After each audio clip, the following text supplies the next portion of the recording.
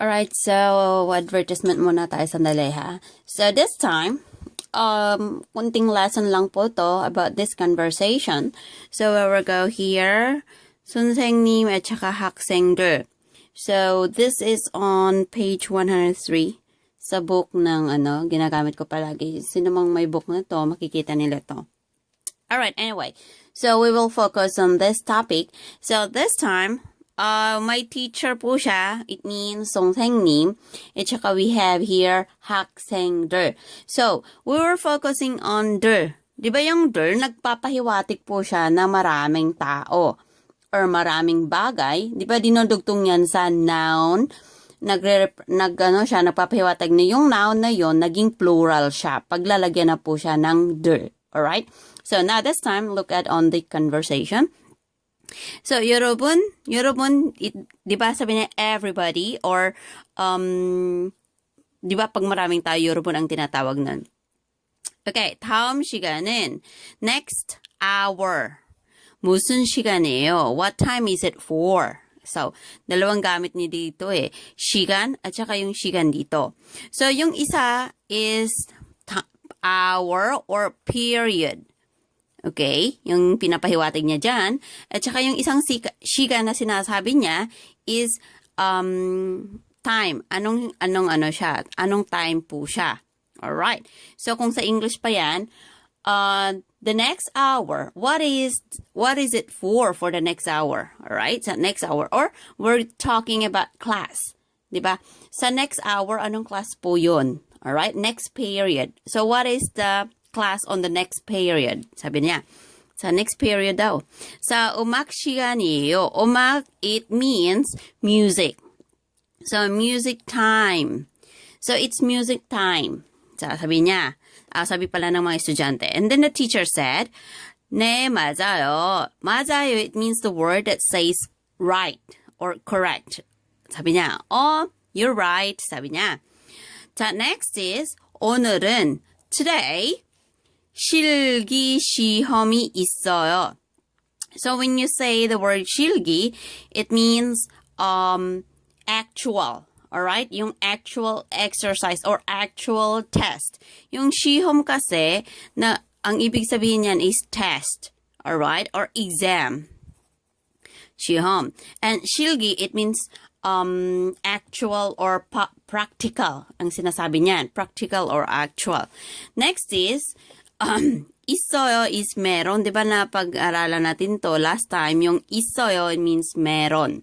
Right. Next is 기악시험. 기악시험은 it means using the instrument. Yung parang gumagamit ka ng instrument tapos kasi diba music siya. So 기악시험 기억하세요. 기억해요? tapos sabi niya, naalala mo ba? Naalala. Naalala it means 기억하다. Alala. Usub-usub. So next, alala or remember. Englishin natin pag hindi marunong magtagalog. Remember.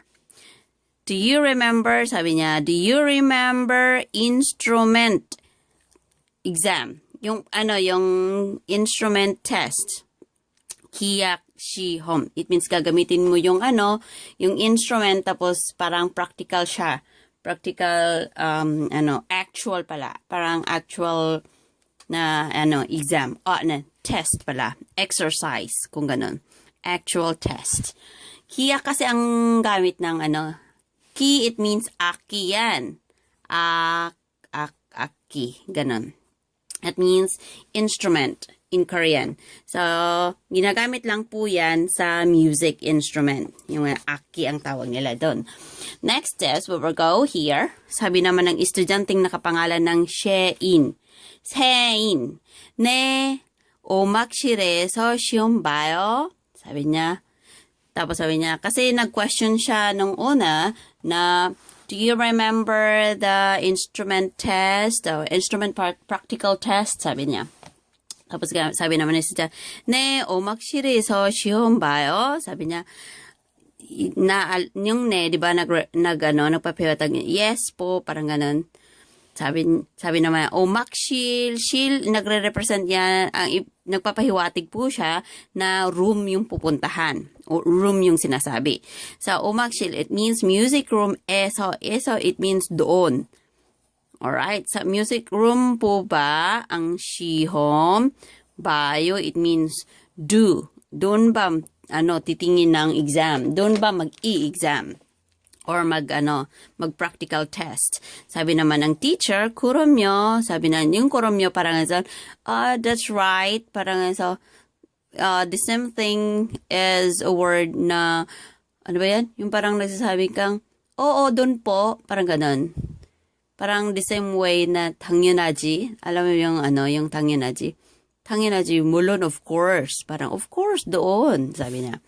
Next, 모두 음악실로, diba? Sabi ko, nagre-represent yan. Dito explain ko na lola yan. Sa 모두, everybody, 음악실, diba? 실, classroom yan, diba? 실, it means room. 로, it means yung direction. Yung kung saan naghihiding yung way nila. Alright? So, ibig sabihin, everybody go to music room. Ito yung kasi yung ro, nagpapahiwatig po yan ng direction kung saan sila pupunta. Okay? Kung saan ka pupunta. 자, 음악실로 가세요. 그 다음은 사비 naman niya, 준비물도.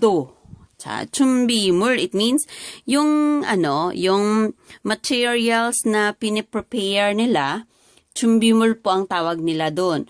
For example, sa eskwelahan kasi lalo na yung mga elementary, may mga teachers na magsusulat sila doon sa alimjang. Yung alimjang doon yun sinusulat ng teachers kung ano yung mga requirements ng mga bata. Sabihin naman niya, 준비물, may nakalagay doon, 준비물. Just like jumping rope or something colored paper, yun nakalagay doon. Okay? 색종이 or 줄넘기, parang ganun. 준비물 yan. 준비, it means prepare. 물, it means 물건. Na lang po siya. Okay, 준비물. Alright, yung i-prepare mo na materials. Do, nag-represent po ng also. Also ang ibig sabihin. Also, 잘 챙기세요. It means, ihahanda. Ito, prepare. 챙기세요. 챙기세요. 챙기세요. It means prepare. Prepare po ang tawag nito. So, prepare also the materials. 잘, it means well. Will prepare. Okay, sabi naman ng mga estudyante, 네, 알겠습니다. Sabi niya. Sabi naman ng estudyante, 네, it means yes po. 알겠습니다, it means gagawin nila yon. Alright, it means, okay po, gagawin po namin, or yes po, we will do. Parang ganun. 알겠습니다. Tapos, dito po tayo sa wording. Dito sa vocabulary.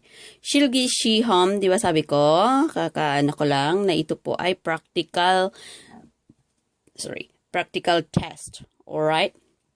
Alright, next is kiak is means, gamit po yung instrument po, aki kasi yan. Aki, instrument. Kiak. It means test po ng instrument yan nila. 기억하다, it means remember. 기억하세요. Na-remember mo yung haseyo? 기억하다.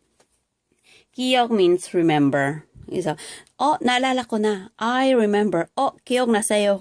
기억 나세요. Parang ano siya. Next, 챙기다. It means prepare. Handa mo yan. Bitbitin mo yan. Parang ganun. 챙기세요. Prepare and bring it. Parang ganun. Alright, so that's all. Hanggang dito lang po ang masishare ko sa lesson na to or sa conversation na to. Hoping lang po na at least kahit paano may makukuha po kayong kahit kunti-kunti man lang word na magagamit nyo or something na kahit hindi nyo naintindihan, at least may pumasok sa utak nyo na kahit yung word na yoro, bun man lang. Kahit paano, di ba? At least lalo na po yung mga newer, hirap po talaga yung paggamit ng word kasi needs lang po yan ng practice eh. Ako dati sa harap ng ako nagpa-practice. Harap ng mirror, yung salamin, sa harap ng salamin. May salamin kasi sa harap ng CR namin. Doon ako nakatayo, Tapos nagbabasa ako ng Korean. And then, para ma-practice lang din yung sarili ko, at least, kahit paano, diba? Kasi wala kaming teacher nung panahon ni Kupong-Kupong pa kasi kami. Buti nga na ngayon at least kahit paano sa mga centers, may makikita kayong mga teachers na ma-approach nyo na turuan kayo ng ganito, ng ganyan. At least, di ba, may malalaman na kayong, madali lang kayong matuto. But before, sa time namin, nang nakarating ako ng 2001, and then 2002, nag-start ako nag-aral. Wala talagang teacher, sariling sikap talaga. Anyway, kahit paano, di ba? Alright, see you for the next video kung makagawa ko kagad-agad. Thank you.